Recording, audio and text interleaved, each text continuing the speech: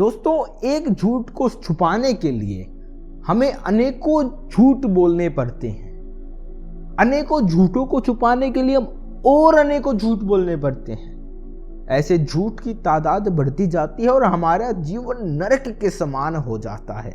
आपने राजा हरिश्चंद्र का नाम सुना होगा, वो हरदम सच बोलते थे। और ऐसे बहुत सारे लोग हैं जो सच्चाई का साथ लेते हैं, हरदम सच बोलते हैं। उनके जीवन में बहुत कुछ अच्छा होता है क्योंकि वो सच बोलते हैं। स्वामी विवेकानंद जी की इस कहानी का शीर्षक है सत्य का साथ। आपको इस कहानी से सीखने को मिलेगा कि जीवन में हमेशा सच क्यों बोलना चाहिए। तो इस कहानी की शुरुआत करने से पहले मैं आपसे आग्रह करूंगा कि इस वीडियो को लाइक कर दीजिएगा अगर कहानी अच्छी लगे, और चैनल को भी सब्सक्राइब कर लीजिए क्योंकि हम ऐसी ही प्रेरक कहानी यहाँ पर लाते रहते हैं आपके सामने। तो चलिए कहानी की शुरुआत करते हैं। स्वामी विवेकानंद बचपन से ही बहुत बुद्धिमान छात्र थे।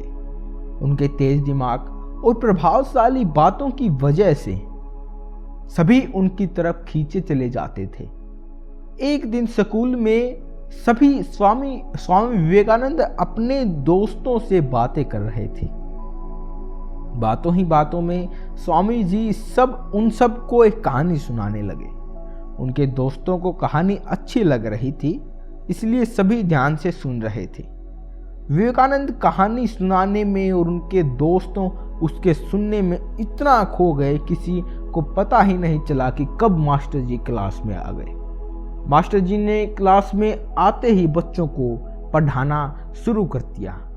आगे बैठे बच्चे उन्हें ध्यान से सुन रहे थे कि कुछ ही देर में मास्टर जी ने कानों तक विवेकानंद की हल्की आवाज पहुंची।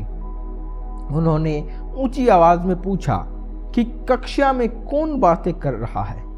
वहां मौजूद अन्य छात्रों ने विवेकानंद और उनके दोस्तों की ओर इशारा किया।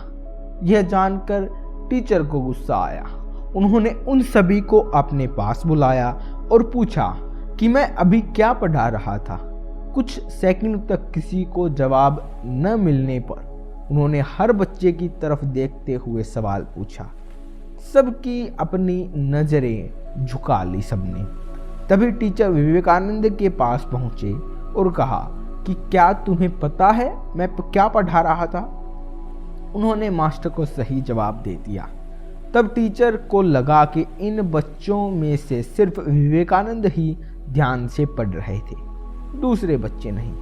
यह सोचते ही मास्टर ने स्वामी के अलावा अन्य छात्रों को अपने अपने बेंच पर खड़ा होने की सजा दी। सभी ने टीचर की बात मान ली और बेंच पर खड़े हो गए। कुछ ही देर में स्वामी विवेकानंद जी अपनी सीट में जाकर बेंच पर खड़े हो गए। स्वामी को बेंच पर खड़ा होता देखकर मास्टर ने कहा कि मैंने तुम्हें सजा नहीं दी है, तुम बैठ जाओ। नजर झुकाते हुए स्वामी जी ने कहा कि सर, मैंने ही इन सभी छात्रों को बातों में लगा रखा था, गलती मेरी ही है। सजा न मिलने पर भी स्वामी विवेकानंद द्वारा सच बोलने पर सभी छात्र काफी प्रभावित हुए। टीचर भी काफी खुश हुए और बोले कि तुम इतना सत्य कैसे बोलते हो। अगर तुम नहीं बताते तो मुझे पता भी नहीं चलता कि तुम बोल रहे थे। तुमने इन सब को बातों में लगाया था। तब स्वामी विवेकानंद जी ने कहा, अगर मैं यहां पर झूठ बोलता तो तभी सभी बच्चों पर यही प्रभाव पड़ता कि झूठ बोलने से अच्छा ही होता है। झूठ बोलने से हम बच सकते हैं और आने वाली पीढ़ियां भी इनकी खराब हो सकती थी। तो न जाने इस एक झूठ से कितने लोगों की जिंदगी बर्बाद हो सकती थी। इसलिए मैंने झूठ नहीं बोला, इसलिए मैंने सच बोला।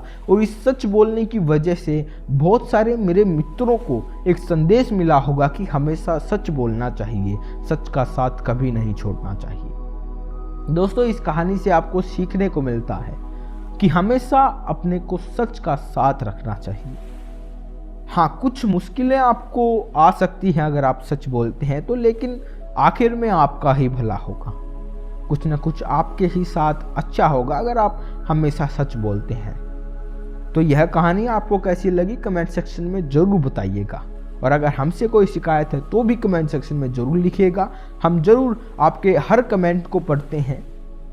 इस कहानी से आपको सीखने को मिला कि हमें हमेशा सच बोलना चाहिए। कमेंट सेक्शन में ज़रूर बताइएगा हमसे कोई कुछ मिस हुआ है, कोई गलती हुई है, हम उनको सुधारने की पूरी कोशिश करेंगे। आपका बहुत बहुत धन्यवाद। मिलते हैं अगली वीडियो में, तब तक के लिए जय हिंद। और स्क्रीन पर और भी वीडियोज़ आ रही हैं, आप उन्हें भी देखकर जीवन में कुछ सीख सकते हैं। आपका बहुत बहुत धन्यवाद।